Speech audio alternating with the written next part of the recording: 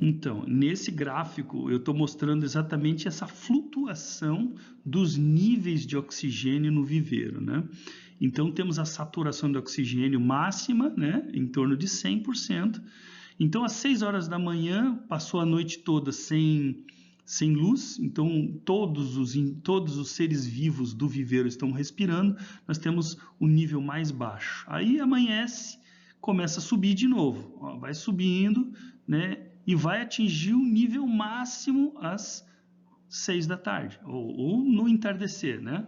Aí, com a falta de luz, mais uma vez, todo o oxigênio produzido vai sendo depletado. Depende muito de quanto ele desce.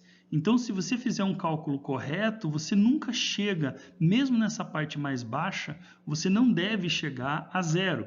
Então, você tem que calcular a quantidade de ração, quantidade de camarão, as densidades e tudo mais, para evitar que nesse ponto aqui, que é o ponto, vai acontecer, não tem como evitar, mas pelo menos se você fizer um bom planejamento, ele não chega a zero, ele vai chegar a ficar baixo. Mesmo assim, essa flutuação de oxigênio é muito estressante para o camarão. Tá? E se você começar a usar o aerador o tempo todo, você está ferrado. Mesmo assim, a menos que você consiga compensar com uma quantidade grande de camarão, uma densidade grande, que daí você vai ter um lucro muito maior e vai pagar pelo custo energético desses aeradores. Se você não fizer na ponta do lápis, os aeradores vão te tomar todo o lucro. No final, você trabalhou de graça ou ainda vai ficar devendo. Então é assim, né? O aerador, você sabe como funciona. Ele, na verdade, existem vários tipos. Esse de pá, ele basicamente joga essas partículas de água na atmosfera, aumenta a superfície de contato e a própria ar atmosférico vai penetrar nas gotículas, vai perder o CO2, vai absorver o oxigênio. Então é mais ou menos assim que funciona. Então as bolhas debaixo d'água também funcionam desse jeito, então ele injeta uma parte do oxigênio também na água, né? E é isso. Bom, o problema do aerador, que é uma coisa que às vezes as pessoas não entendem, é que ele não produz oxigênio, ele não injeta realmente, ele cria zonas de conforto. Ele no máximo consegue criar pontos no viveiro onde o oxigênio ele é um pouco mais alto. Então é como se eu criasse oásis, né? Ilhas de oxigenação para o camarão. O camarão tem que se deslocar até essas áreas e tentar fugir de áreas de fundo, né? Áreas de fundo do viveiro com muito sedimento, onde o consumo de oxigênio está muito alto e muitas vezes o consumo, a gente vai falar disso mais para frente, o consumo de sulfetos e outros substâncias tóxicas que são decorrentes da degradação da matéria orgânica por bactérias sulfurosas. Então o camarão ele está numa situação terrível, porque ele vai estar caminhando sobre esse sedimento e enfrentando bolsões de anoxia e bolsões, inclusive, tóxicos. E isso na procura de um ponto onde a oxigenação seja um pouco melhor. E ele consegue detectar isso e se dirigir para essas áreas, entendeu? Então nós temos limites no uso desses aeradores. Aqui que entra uma parte bastante importante de tudo isso que a gente está falando. Então nós temos viveiros que são baseados em microalgas. Então a gente fertiliza, a gente quer que a microalga tenha uma certa quantidade, né? A gente sabe que não dá para colocar muita microalga porque ela não tem essa capacidade toda de produção de oxigênio, a quantidade aumenta, diminui a sua eficiência na produção de oxigênio e ela também é limitada. Todas essas limitações que eu falei para vocês, elas limitam a capacidade de crescimento. Lembra lá atrás eu falei que a capacidade de crescimento da microalga ela é teoricamente infinita, mas na prática não é. Então, por exemplo, aquelas usinas que eu falei de produção de diesel, eles têm jeito de ir removendo o excesso de microalga e nunca deixar que elas aumente numa situação tal que uma faça sombra na outra. Mas no viveiro a gente não consegue isso. E a gente então fica sempre limitado na capacidade da alga, da microalga, de fazer fotossíntese. E é com a fotossíntese que ela faz duas coisas. Ela consegue remover parte do carbono que tiver na água. Lembre-se que a gente é essa, né? Veja a taxa de sedimentação. Eu coloquei aqui um dado de 600 a 800 metros cúbicos por hectare por ciclo. Dá 6 a 8 centímetros, né, de sedimento no fundo do viveiro. Se você simplesmente colocar água e tocar a tua vida, você vai ter problema. Você vai ter daí doenças. E é isso que aconteceu em 2003. O pessoal só ia pondo, achando que não tinha limite, que enquanto o camarão aguentava, eles iam colocando mais aeradores, achando que o aerador era a solução. E no final das contas, quando começaram as doenças, aí foi realmente catastrófico. Então é isso, olha, a quantidade de sedimento, esse trator aí, quero ver tirada aí, né? Então a quantidade de sedimento se torna terrível. Eu fui visitar uma fazenda na Bahia, né?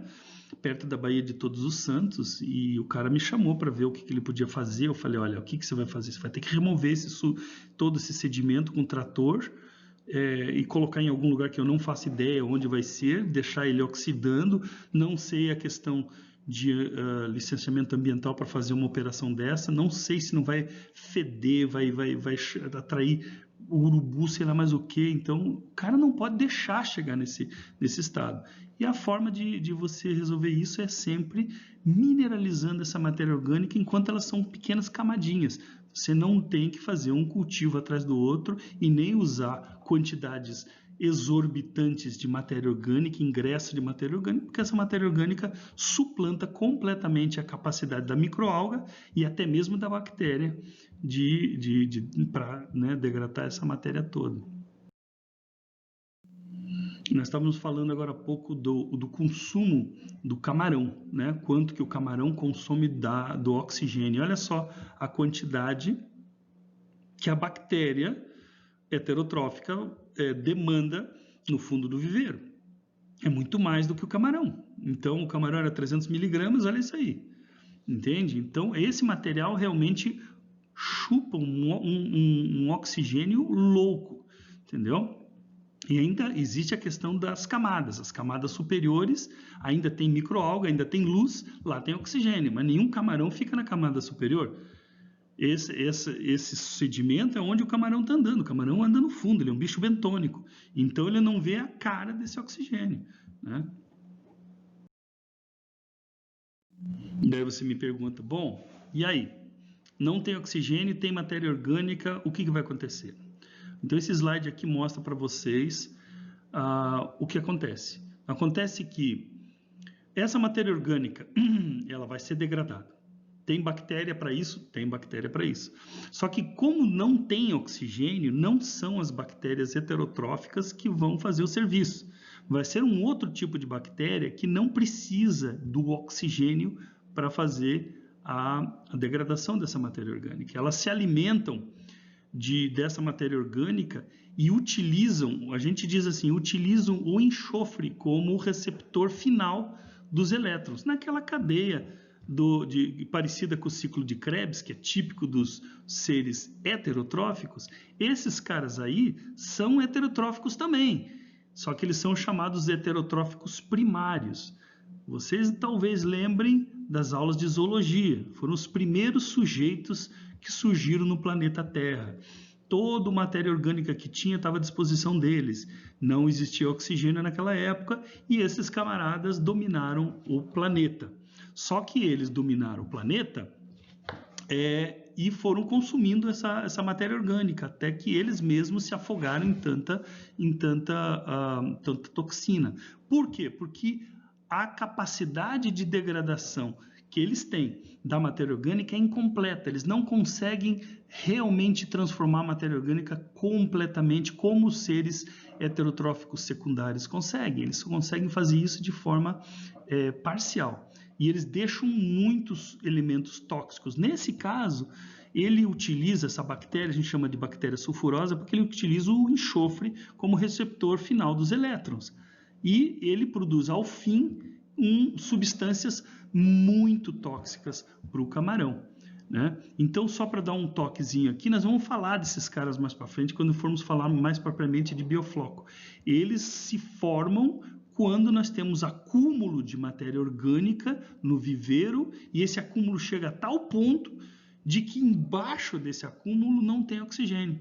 Forma-se bolsões de anoxia. Esses bolsões de anoxias começam a liberar esse gás e essas substâncias que eu estou mostrando agora. Essas substâncias, os sulfetos, o gás sulfídrico, eles são extremamente tóxicos, tem aquele cheiro de ovo podre e eles são terríveis para o camarão. Uma vez que eles se formam no fundo do viveiro, o melhor para você é não mexer. Porque se você mexer, você vai liberar quantidades grandes dessa toxina e você vai perder seus camarões.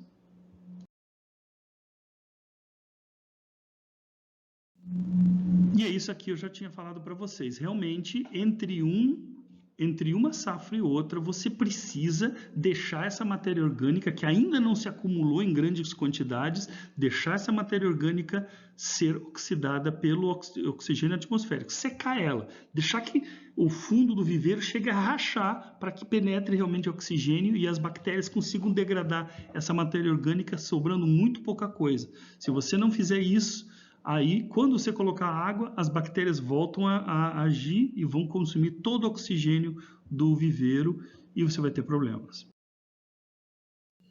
E tá aí, né? Deixa no sol 5 a 7 dias, não mais que 10 dias, porque senão, passou disso, você precisa das bactérias heterotróficas. Você não quer cozinhar elas, não quer fritar elas debaixo do sol.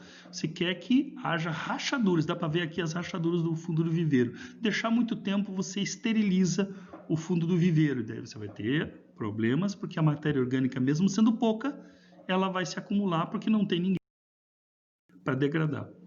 Bom, mais uma vez aquele desenho, a gente já falou disso, a aquicultura tradicional se baseava na entrada da água e na saída da água. À medida que a situação piorava, você simplesmente liberava e deixava o meio ambiente que tu cuidasse do problema, né? E com o aumento das fazendas, olha aqui, dá para ver essa pluma horrorosa aqui saindo, né? E esse era o jeito, os caras cultivavam dessa forma, era uma forma na época barata, mas as leis ambientais e a conscientização começaram a cortar as asas desse povo, e eles se revoltaram, fizeram...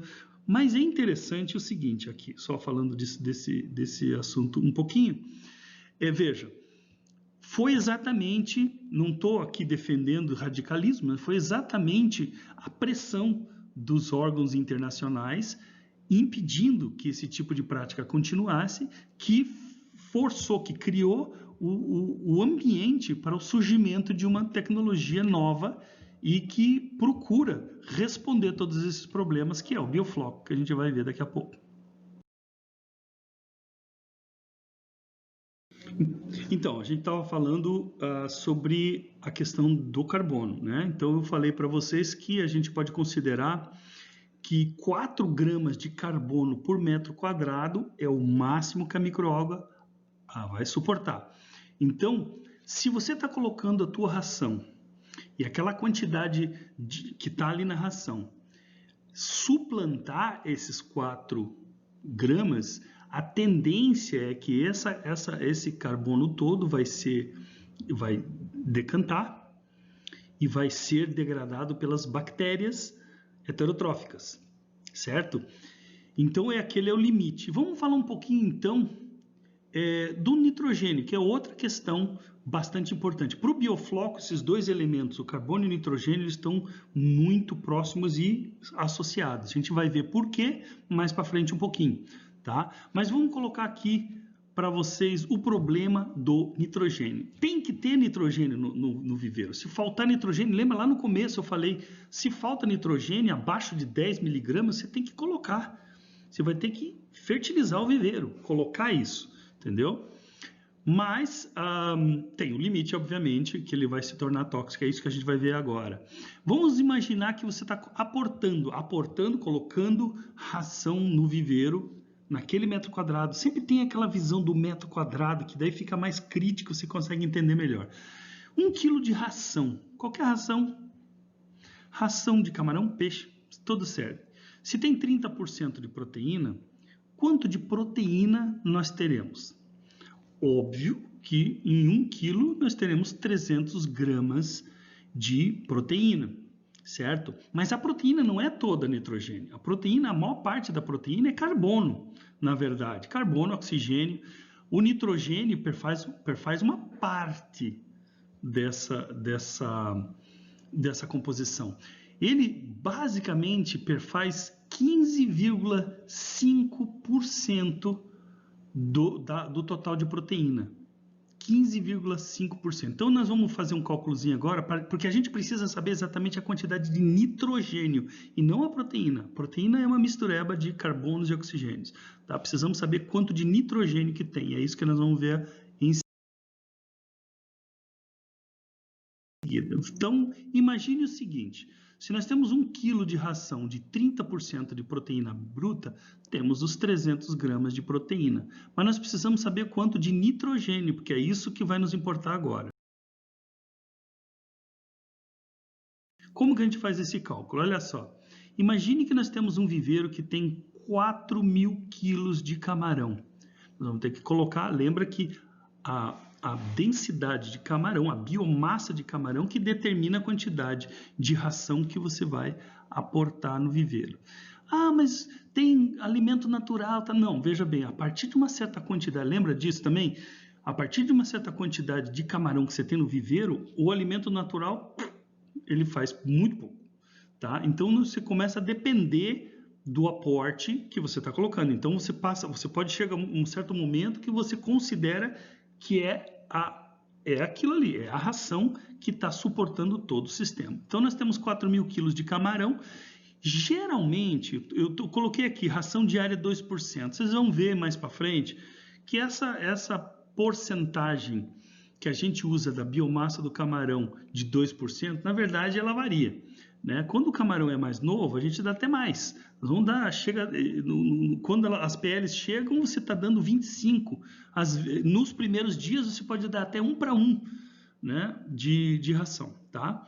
Mas, à medida que ele vai crescendo, você vai reduzindo a porcentagem da biomassa que você vai usar como base para fornecer a tua ração. Tá? Então, baixa para 25, baixa para 10, baixa para 8. Tá? E à medida que o bicho vai ficando realmente grande no viveiro, ele já vai se tornando quase na época da despesca, aí o cara já está baixando de 2% a 1%. Mas ali para fazer cálculos, né? Para efeito de cálculo, vamos considerar 2%. Tá? Então, se eu tenho 4.000, nós temos uma ração diária de 2%. Isso equivale... No hectare, eu estou colocando 80 quilos de ração por hectare. Ou seja, lembra daquele metro quadrado imaginário nosso? Nós temos 8 gramas de ração sendo colocado naquele metro quadrado por dia, 8 gramas. Então, nós temos que pensar nesses 8 gramas da ração. Tá? Se a ração tem 30%, nós estamos colocando 2,4 gramas de proteína naquele metro quadrado, certo? 2,4 gramas. Esses números vão começar a ficar cada vez mais importantes, então presta atenção neles. Isso equivale à introdução de 0,372 gramas de nitrogênio, não proteína, de nitrogênio. Então, a gente queria saber quanto de nitrogênio tem na proteína. Esse é o cálculo. 15,5%. Isso varia, gente, mas muitas pesquisas fizeram essa determinação. Alguns caras falam em 14, outros falam em 17. Ficamos com a maioria aqui, nem que a gente erre com a maioria. São 15,5%. Então, você pega esse número aqui e multiplica por 0,155, ou seja, 15,5% é a quantidade de nitrogênio que você está aportando. Então, todo dia está entrando essa quantidade aqui. Mas você tem que lembrar naquele desenho que a gente fez lá atrás, nem todo a ração, nem todo o material, ele vai ser aportado. Parte dele vai ser consumido o camarão, certo? Então, a gente considera que 25% é recuperado, de nitrogênio é recuperado na despesca. O que significa que 75% fica para trás.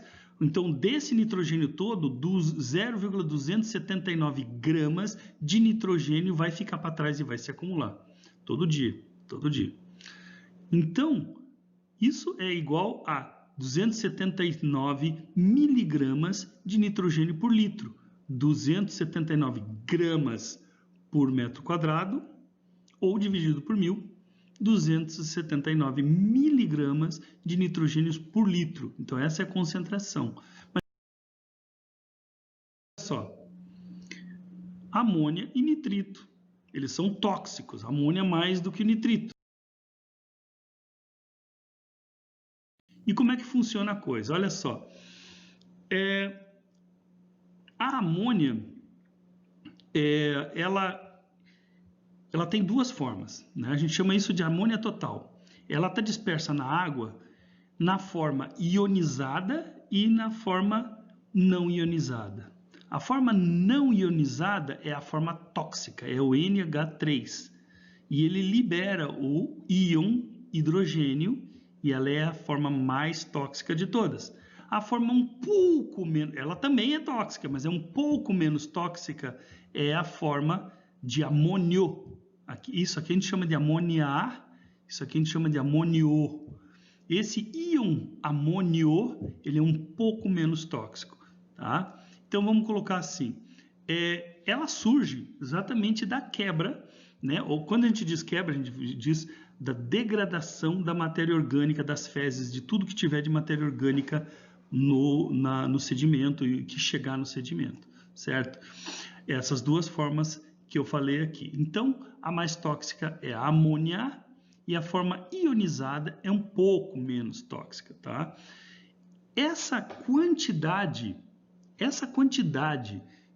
da forma tóxica ou da forma não tão tóxica depende muito do pH.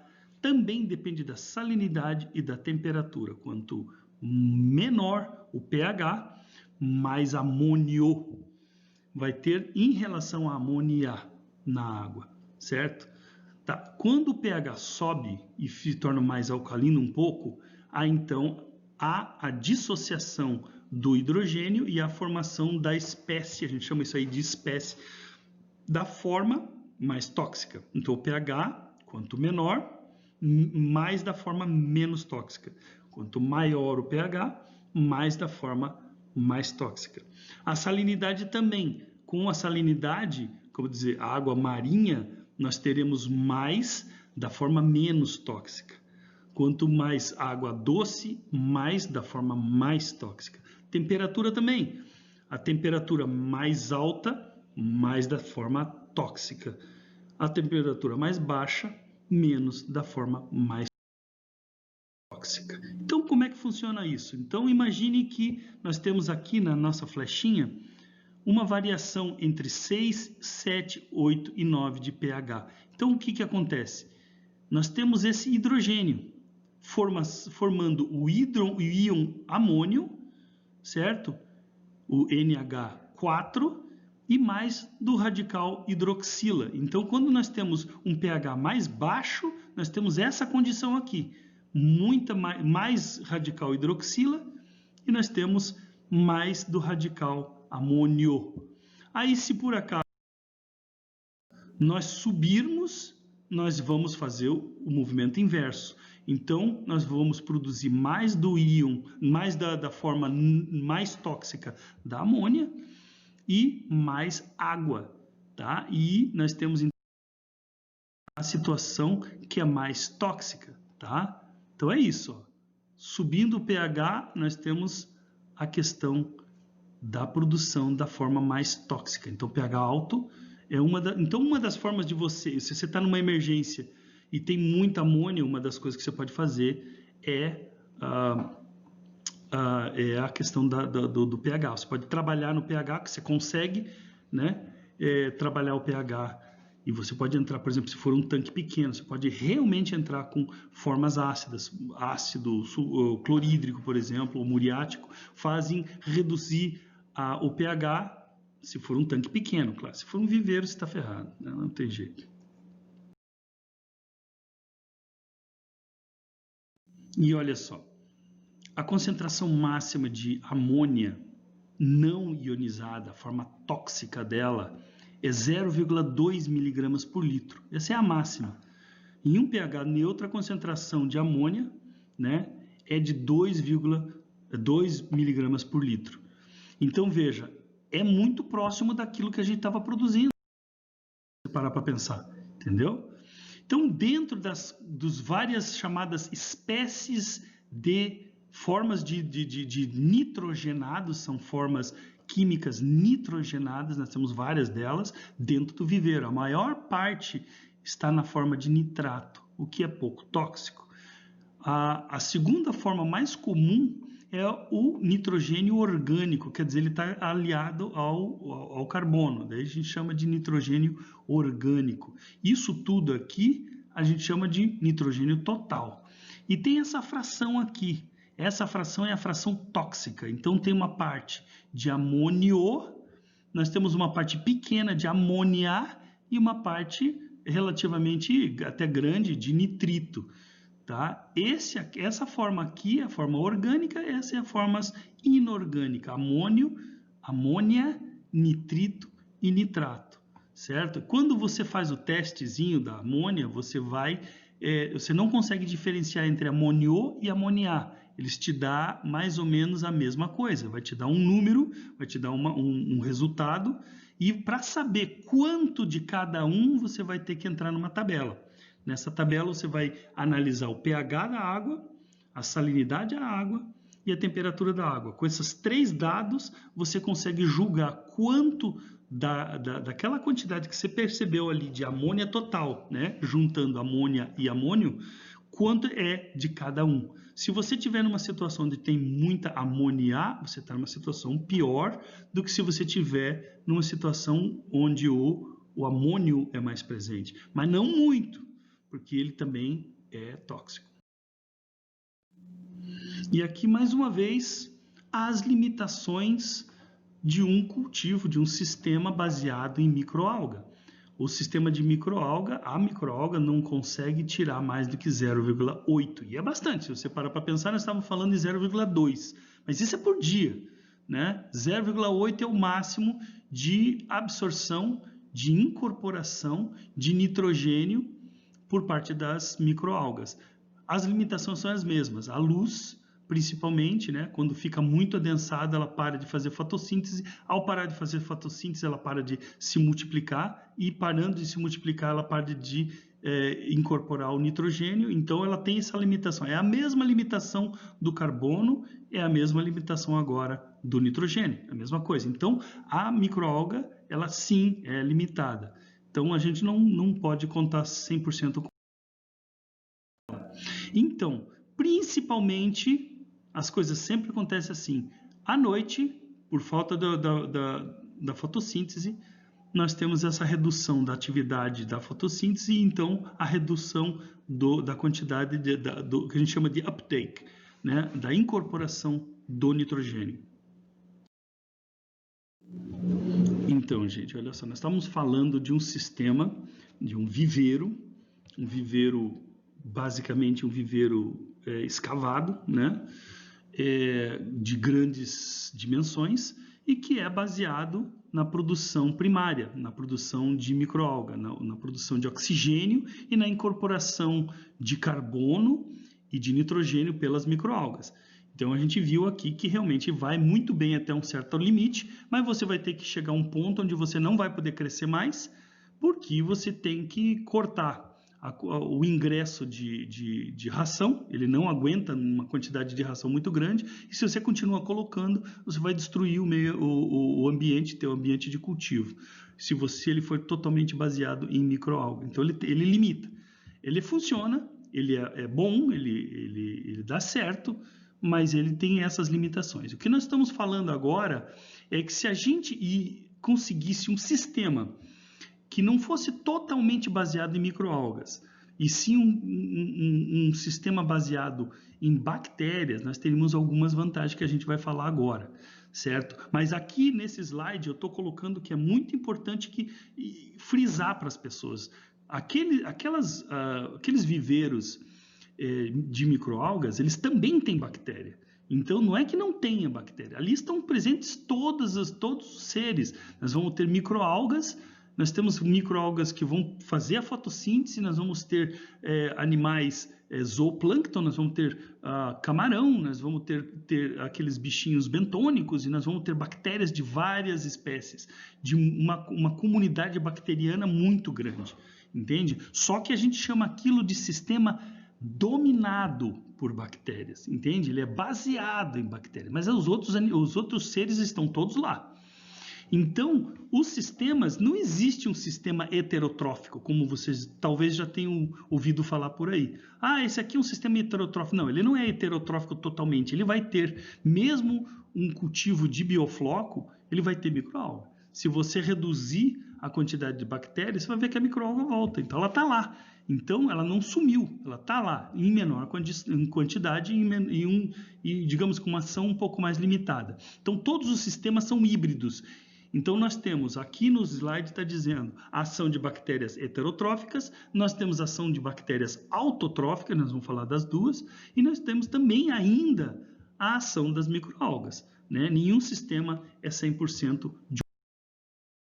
Então, gente, como são sistemas híbridos, ou seja, eles têm uma parte de bactérias autotróficas, uma parte de bactérias heterotróficas e uma parte de microalga, você pode estimular um grupo e desestimular o outro dependendo do seu objetivo.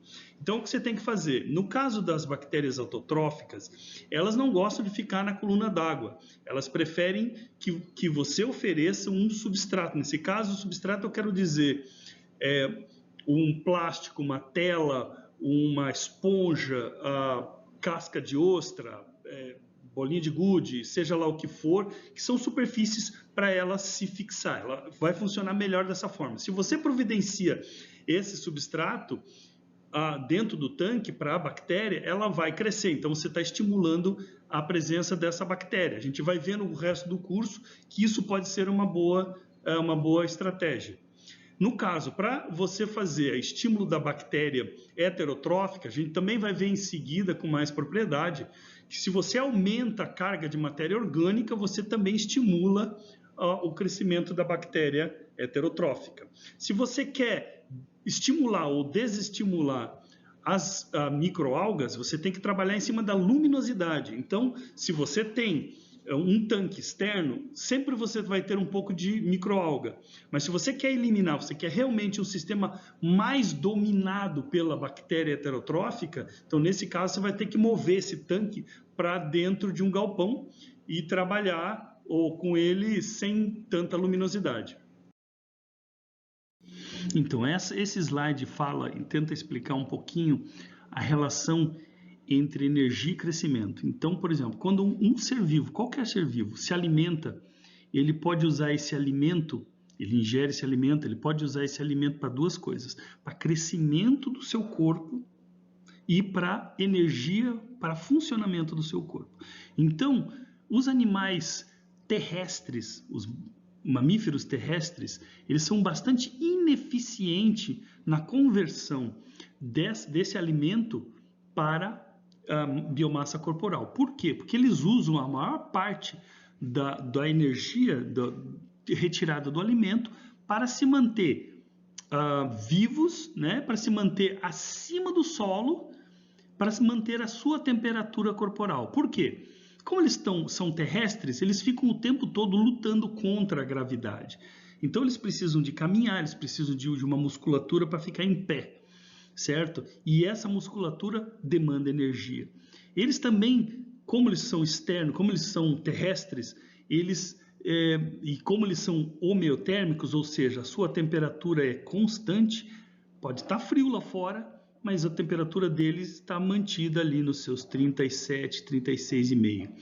E isso tudo é feito com gasto de energia. Então, um mamífero terrestre utiliza de 85% a 90% dos recursos do alimento simplesmente para energia, para gasto energético, e somente 10% é convertido em crescimento de biomassa, certo? Um peixe, por exemplo, ou um camarão, eles têm algumas vantagens. Por exemplo, como eles são aquáticos, eles não lutam contra a gravidade. O tempo todo, esses animais, eles estão flutuando na massa d'água. Com isso, eles não gastam energia para se manter. Eles simplesmente flutuam na água. Essa energia, ela não é gasta, ela é convertida no crescimento do corpo. Camarão é a mesma coisa. Esses animais também são pecilotérmicos ou poiquilotérmicos. Na verdade, esses animais, a temperatura deles varia conforme o ambiente. Então, eles não gastam energia tentando manter, tentando lutar contra a variação de temperatura. E com isso, eles economizam energia e isso é transferido para crescimento da biomassa. Então, a gente diz que apenas, no caso dos mamíferos terrestres, apenas 10% de tudo que eles estão se alimentando vai ser convertida em biomassa. O resto é energia. As bactérias não são assim. As bactérias são muito eficientes. Elas gastam apenas 50% em torno de, 50% da matéria orgânica que elas estão ingerindo, elas vão usar aquilo para energia. Elas vão usar aquilo para respiração, para outras coisas. E 50% da matéria orgânica que elas estão degradando vai ser usado para crescimento de células, ou seja, crescimento somático. Então, elas são muito mais eficientes, são 50%. E isso vai ser importante o tempo todo para o entendimento do biofloco, porque o biofloco é um sistema que vai ser baseado em bactérias heterotróficas. E a gente vai ver que toda vez que eu coloco uma quantidade de matéria orgânica para ser degradada pelas bactérias, metade daquilo vai ser convertido metade daquilo vai ser convertido em células bacterianas. Então, esses cálculos vão ficando interessantes mais para frente. Então, qual é a ideia? A ideia aqui que a gente está apresentando, que é o sistema de bioflocos, a ideia é basicamente você fazer uma mudança nesse cultivo que era baseado em microalgas e com todas as suas limitações e tentar trabalhar em cima de um sistema baseado em bactérias, justamente porque a bactéria tem... Basicamente, eu tinha falado para vocês que a microalga era ilimitada, o crescimento dela é limitado na teoria. Na prática, tem uma série de limitações. A bactéria, ela também tem a capacidade ilimitada de crescimento, só que essa capacidade é muito mais prática do que teórica. Você consegue fazer com que ela atinja algo próximo da sua capacidade máxima de crescimento. Então, essa é a ideia. Então, nós vamos mudar a ideia de cultivos baseados em microalgas para o cultivo baseado em bactérias.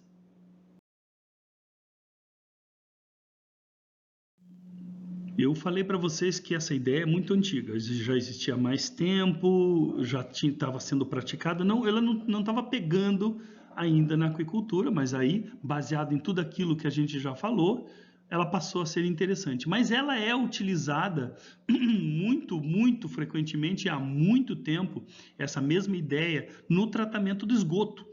Tá? Eles chamam isso de lodo ativado. Basicamente, o esgoto ele é aerado de forma violenta e a ideia aqui é você sedimentar e separar a água do sedimento, Separar a água e tentar decantar a matéria grossa, entende? Ou as fezes e tudo mais vai ser decantado. E essa conversão é feita com quantidade, dá para ver aí uma movimentação violenta da água e a quantidade de oxigênio muito alta também. E a adição de floculantes, porque a ideia aí, no caso, é você criar agregados bacterianos bem grossos e fazer com que eles decantem. Aí você consegue fazer a separação da água no tratamento, do esgoto. Então, gente, esse slide aqui é bastante interessante, bastante importante para vocês entenderem as coisas mais para frente no caso do biofloco. Olha só, eu estou descrevendo todos os animais, todos os organismos. Está lá em cima, tá vendo no slide? Todos os organismos, todos. Tá, vou até começar aqui, ó. Todos os organismos. Bom, todos os organismos que existem, animais, vegetais, todos os organismos vivos são baseados em carbono. Nós somos todos unidades de carbono. É isso que faz uma coisa ser orgânica, ser viva, certo? É o carbono. Tá bom. Então, assim como eu falei agora há pouco no slide ali de trás, eu falei para vocês que os animais e vegetais de todo mundo, nós temos uma capacidade de separar. O alimento que a gente ingere, ele vai ser usado para formação do seu próprio esqueleto orgânico, né, baseado em carbono. Esse carbono vai ser usado para o esqueleto ou no caso do esqueleto, para crescimento, ou ele é usado para produção de energia. Então, energia ou crescimento. Alguns animais, como eu falei, os animais, por exemplo, os mamíferos terrestres, eles usam 10% apenas para crescimento, né, para corpo, a matéria orgânica que ele ingere 10% e 90% para a produção de energia, porque eles têm todas aquelas dificuldades que eu falei. E eu falei que as bactérias são mais eficientes, meio a meio. Vamos ver aqui agora, nesse slide, o que isso significa. Então, de todos os organismos, qual é a origem do carbono do seu corpo, certo? Aí a gente separa esses bichos em heterotróficos e autotróficos. Se a origem do carbono do teu esqueleto, do teu corpo, o carbono que você precisa para a formação do teu corpo, se a origem é a matéria orgânica, ou seja, você ingere, você degrada a matéria orgânica e pega o carbono dessa matéria orgânica para a formação do teu corpo, você é heterotrófico.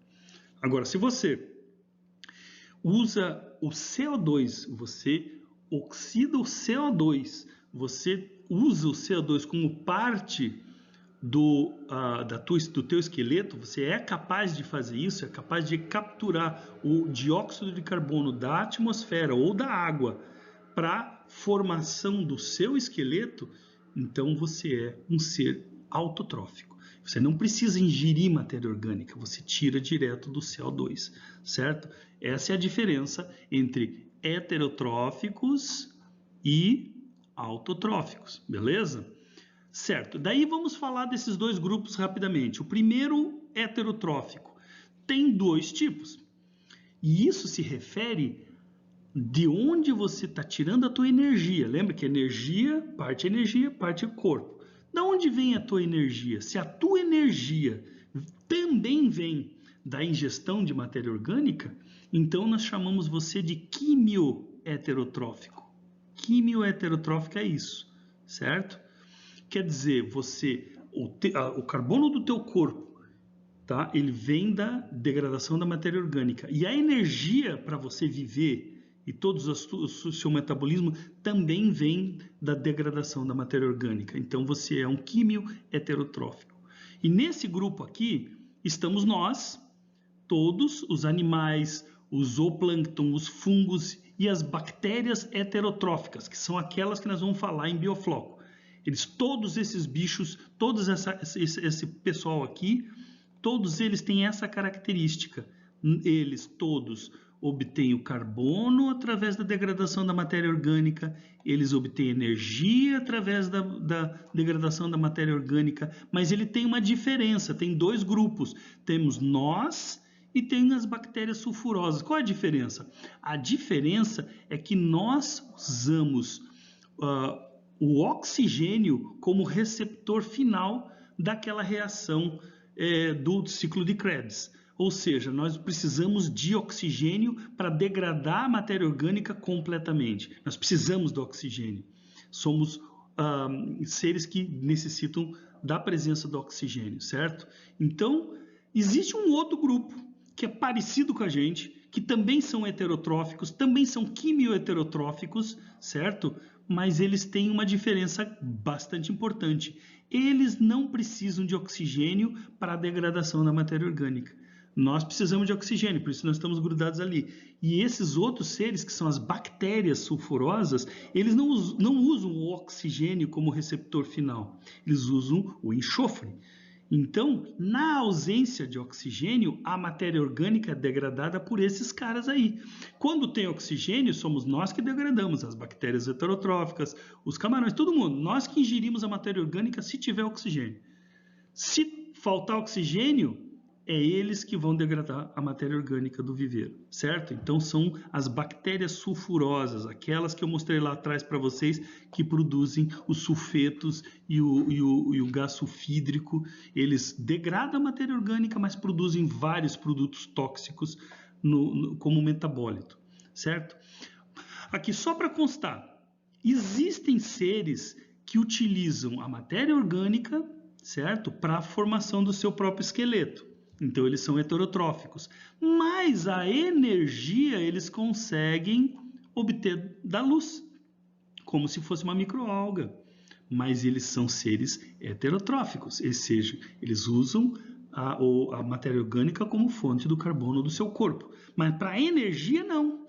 Diferente da gente. Para a energia, não. Eles usam a luz. Eles têm dentro de si pigmentos muito parecidos com o pigmento que existe dentro das microalgas. Eles fazem fotossíntese. Esses caras são essas aqui, ó, são as bactérias não sulfurosas verdes e roxas. A gente vai falar mais para frente deles no tratamento de efluente dos bioflocos, certo? Então vamos lá para o outro lado. Esses são os seres autotróficos, eles utilizam o CO2 como fonte do carbono do seu esqueleto. Então, eles não precisam de degradar a matéria orgânica. Para bem falar a verdade, meio que atrapalha. Tem dois tipos também. Tem os fotoautotróficos e os quimioautotróficos. Você já deve imaginar o que está acontecendo aqui. Quem são os fotoautotróficos? São aqueles caras que utilizam o CO2 como fonte do carbono do seu esqueleto e como energia eles utilizam o sol. Então eles não precisam da matéria orgânica mesmo. É luz solar, certo? E o CO2 como fonte do carbono do seu esqueleto. Quem são esses caras? São as microalgas, certo? Mas também eu coloquei aqui bactérias cianofílicas. Existem bactérias que possuem pigmentos parecidos com a clorofila e que também conseguem fazer produção de oxigênio. Eles conseguem fazer a mesma coisa que a microalga. A bactéria cianofílica é aquela que fica aquele manto, aquela, sabe, em valeta, que fica aquela coisa verde em cima flutuando, aquela é a bactéria cianofília. Ele fica em cima porque ele consegue absorver o carbono, o gás carbônico, e ele consegue também luz. E elas são uma praga, porque quando elas dão num viveiro, elas cobrem a luz que vai estar sobre as microalgas e todo mundo mais, certo? E nós temos também os famosos quimioautotróficos, certo? Os quimioautotróficos utilizam o CO2 como fonte de carbono para o seu esqueleto, mas utilizam também a matéria orgânica como fonte de energia, certo? Então, somente o esqueleto é pego pelo CO2, mas a matéria orgânica realmente é degradada para a produção de energia, certo? Então, é isso. Então, gente, eu acabei de cometer um errinho aqui, é bem importante eu corrigir. Olha só, esses quimioautotróficos, eles realmente utilizam o CO2 como fonte do carbono da sua estrutura, mas a energia não vem da degradação da matéria orgânica, vem da degradação de produtos orgânicos, de substâncias orgânicas, por exemplo, a amônia. A amônia, o nitrito, são esse grupo aqui, são as bactérias nitrificantes, estão nesse grupo aqui. Obtém a estrutura, o carbono para a sua estrutura do CO2 e a energia da oxidação dessas substâncias, como por exemplo a amônia, oxidando a amônia a nitrito, nitrito a nitrato, certo? Existem outras também que oxidam o ferro e tal, outros grupos, mas as bactérias nitrificantes estão nesse grupo aqui. Então, não esqueçam que eu tive que cortar essa aula em 2 pedaços, então tem uma outra parte, tá bom? Beleza? Não esqueçam.